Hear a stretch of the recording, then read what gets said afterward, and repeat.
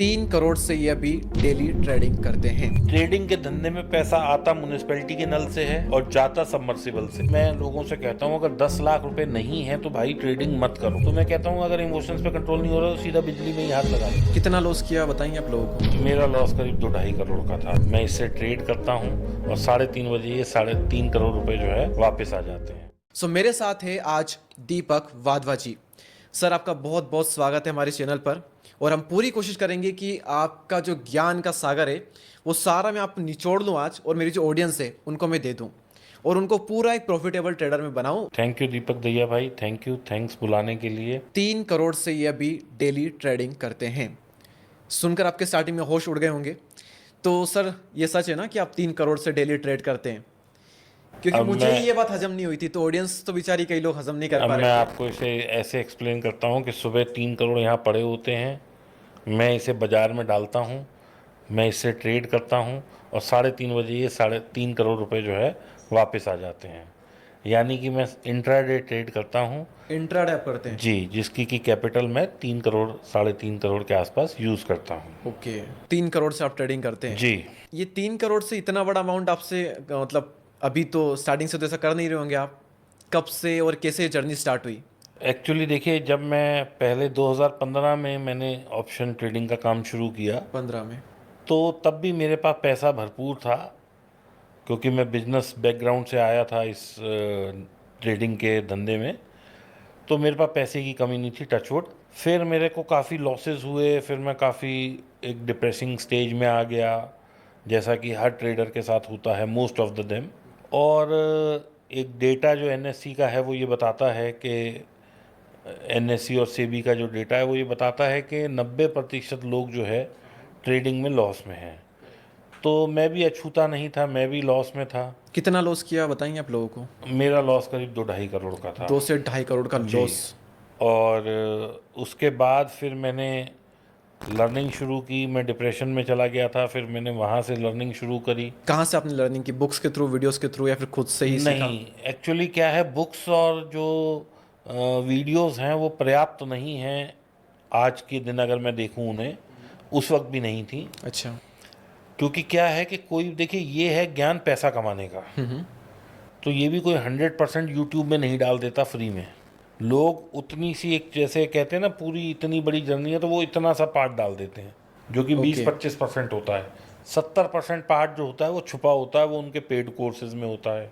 तो दीपक भाई, ऐसा था कि मुझे किसी ने कहा कि जयपुर में एक आदमी है वो सिखाता है। हाँ हाँ। मैंने गाड़ी उठाई और जयपुर पहुंच गया, और उसने मेरे से 50,000 मांगे, मैंने उसे 50,000 दिए सिखाने के? सिखाने के। 2-2.5 करोड़ के लॉस के बाद? लॉस के बाद। ठीक है। किसी ने मेरे से 3 लाख रुपए भी मांगे, मैंने उसे 3 लाख दिए। किसी ने 5 लाख मांगे, मैंने 5 लाख दिए। किसी ने 1,000 मांगे, मैंने 1,000 दिए।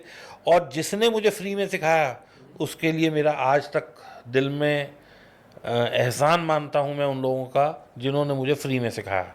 लेकिन ऐसे लोग अगर मैं गिनती करूँ तो मुश्किल से 3, 4, 5 भी नहीं है। लेकिन जिनको मैंने पैसे दे के सीखा वो 20 से भी ज़्यादा लोग हैं, और मार्केट में ही हैं वो, जो कि एक नामी ग्रामी हस्तियां हैं मार्केट के। तो उन लोगों से सीखा, लेकिन उसके सीखने के बाद भी मुझे काफ़ी लॉस रहा। मैं ये नहीं कहूँगा कि 100% मैं सीख गया, लेकिन मैंने फिर भी एनालाइज करता रहा।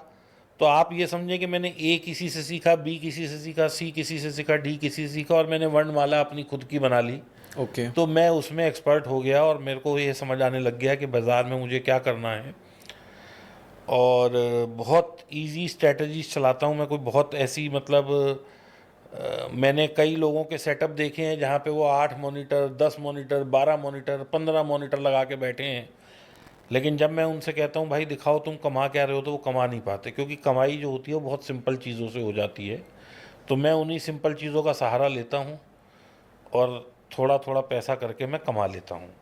मेरी भूख जो है वो सिर्फ इतनी है कि मुझे, अगर मैंने 3 करोड़ डाले हैं और मुझे स्क्रीन पे ½ %, 0.25%, 1/4%, यानी कि एनीथिंग लाइक 20-25 हज़ार दिखते हैं, मैं पैसा निकाल के घर आ जाता हूँ। मैं उसको ये नहीं सोचता कि 15,000 का मुनाफा मेरा 1 लाख हो जाएगा या 20,000 का मुनाफा 1 लाख हो जाएगा। At the end of the day? At the end of the end day. में जितना होगा उतना आपको निकालना है? नहीं, मैं आपको यही समझा रहा हूँ कि मैंने ट्रेड डाला, हाँ। सुबह 9:30-10 बजे मैंने ट्रेड डाल दिया। अब वो हो सकता है कि 10:18 पे ही मेरे को 20,000 रुपये दिख जाएं। मैंने अपना प्रॉफिट बुक किया, मैं घर आ गया। कई दफ़ा 12 बजे दिखता है, कई दफ़ा 1 बजे दिखता है, कई दफ़ा 3 बजे तक भी मैं बैठा रहता हूँ, कुछ नहीं दिखता, तो वापस आ जाता हूँ, कोई बात नहीं। ओके, स्टॉप लॉस का आप यूज़ करते हो उसमें फिर, क्योंकि बहुत इंपॉर्टेंट, क्योंकि इतना बड़ा कैपिटल हमारा लगा है। देखिए मैं स्टॉप लॉस के बगैर कोई ट्रेड नहीं लेता, क्योंकि जो गलतियां मैं पहले कर रहा था जिससे कि मेरी पूरी कैपिटल ख़त्म हो गई थी। तो अगर आदमी डिप्रेशन में जाके, हॉस्पिटल जाके, इतने पैसे खर्च करके, इतनी एजुकेशन लेके भी ना सीखे, हाँ हाँ, तो फिर मैं समझता हूँ कि वो गलत है कहीं ना कहीं। ना इंसाफी कर रहा है अपने साथ में ना वो। इंसाफी, मतलब Same. He is not being honest हाँ। To himself. वही। क्योंकि ऐसे लोगों से जब मेरे पास सीखने कोई आता है, तो जब मैं सिखाता हूँ तो वो कहता है सर हमें ना अपने इमोशंस पे कंट्रोल नहीं होता। तो मैं कहता हूँ अगर इमोशंस पे कंट्रोल नहीं हो रहा तो सीधा बिजली में ही हाथ लगा लो। अगली बार फिर मुझे लगा के दिखाना। मुश्किल से अगर हम 1000 आदमी होंगे जिनको मैं जानता हूँ, या कमरे में अगर 20 आदमी हैं, तो 20 में से मुश्किल से एक ऐसा होगा जिसे ज़िंदगी में कभी करंट लगा होगा, बाकी करंट के नाम से ही डरते हैं। हाँ। तो आप स्टॉप लॉस, अगर आप जान रहे हैं कि ये करने से मेरा पैसे की हानि हो रही है, तो भाई क्यों नहीं लगा रहे?